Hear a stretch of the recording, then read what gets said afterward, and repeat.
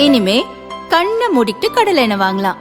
ஏன்னா மந்த்ரா கடலை எண்ணெய் இதயத்தின் தயாரிப்பு. வறுக்க பொரிக்க ஏன் எல்லா சமையலுக்கும் மந்த்ரா தான். மந்த்ரா கடலை எண்ணெய், அபார ருசி, ஆரோக்கியமான உடல் நலம். தூத்துக்குடி மாவட்டம் சாத்தான்குளத்தைச் சேர்ந்த வியாபாரி ஜெயராஜ் மற்றும் அவரது மகன் பென்னிக்ஸ், வயது 31, ஜெயராஜுக்கு வயது 58. இவர்கள் அதே பகுதியில் செல்போன் கடை நடத்தி வந்தனர். 2020 ஜூன் மாதம் கொரோனா ஊரடங்கின் போது கடையை தாமதமாக மூடியதாக கூறி போலீசார் தந்தை மகன் இருவரையும் கைது செய்தனர். லாக்கப்பில் வைத்து விசாரணை என்ற பெயரில் கொடூரமாக தாக்கினர். இதில் இருவரும் உயிரிழந்தனர். இந்த சம்பவம் தமிழகம் முழுவதும் பெரும் அதிர்வலைகளை ஏற்படுத்தியது.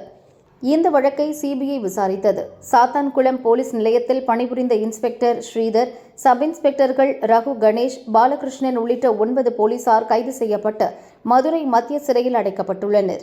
இந்த வழக்கில் முழு விசாரணையும் முடிந்து கடந்த மாதம் 23ஆம் தேதி மதுரை மாவட்ட நீதிபதி முத்துக்குமரன் தீர்ப்பு கூறினார். கைதான 9 போலீசாரும் குற்றவாளிகள் என தீர்ப்பளித்தார். குற்றவாளிகளுக்கான தண்டனை விவரம் மார்ச் 30 அறிவிக்கப்படும் என நீதிபதி கூறினார். தண்டனை குறித்து சிபிஐ மற்றும் மாநில அரசு தங்கள் நிலைப்பாட்டை அறிக்கையாக தாக்கல் செய்ய வேண்டும் எனவும் நீதிபதி உத்தரவிட்டார். மீண்டும் இந்த வழக்கு மார்ச் 30ஆம் தேதிக்கு வழக்கு விசாரணைக்கு வந்தபோது சாத்தான்குளம் வழக்கில் மத்திய மற்றும் மாநில அரசுகளின் அறிக்கை ஏன் தாக்கல் செய்யப்படவில்லை என நீதிபதி கேட்டார். எந்த கருத்தாக இருந்தாலும் பதில் மனுவாக தாக்கல் செய்யுங்கள் என அறிவுறுத்தி வழக்கை ஏப்ரல் 2ஆம் தேதிக்கு ஒத்திவைத்திருந்தார். நீதிபதி முத்துக்குமரன் முன் வழக்கு இன்று விசாரணைக்கு வந்தது. அப்போது சிபிஐயும் மாநில அரசும் தங்களின் நிலைப்பாட்டை அறிக்கையாக தாக்கல் செய்தனர்.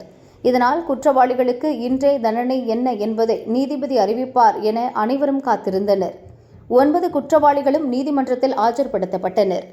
இதையடுத்து சிபிஐ தரப்பு வழக்கறிஞர் விஜயன் வாதிட்டதாவது: 9 போலீசார் மீதான குற்றம் நிரூபிக்கப்பட்டுள்ளதால் குற்றவாளிகளுக்கு அதிகபட்ச தண்டனை வழங்க வேண்டும். இரட்டை ஆயுள் போன்ற அதிகபட்ச தண்டனை வழங்க வேண்டும். அரிதிலும் அரிதான கொடூரமான லாக்அப் டெத் வழக்குகளில் தூக்கு தண்டனை வழங்கலாம் என சுப்ரீம் கோர்ட் தீர்ப்பு வழங்கியுள்ளது. சாத்தான்குளம் இரட்டை கொலை சம்பவம் மனித உரிமைக்கு எதிரானது. ஆயுதங்களால் கொடூரமான முறையில் தாக்குதல் நடத்தி இருவரையும் கொலை செய்துள்ளனர். பொதுவாக காவல் நிலைய மரணங்களில் நேரடியாக பார்த்த சாட்சிகள் இருக்க மாட்டார்கள். ஆனால் இந்த வழக்கில் 3 பேர் நேரடி சாட்சிகளாக உள்ளனர். காவல் நிலையத்தில் நடந்த இந்த கொடூரமான தாக்குதலில் 2 உயிரிழந்த சம்பவத்தால் ஒட்டுமொத்த சமுதாயமே அதிர்ச்சியடைந்துள்ளது.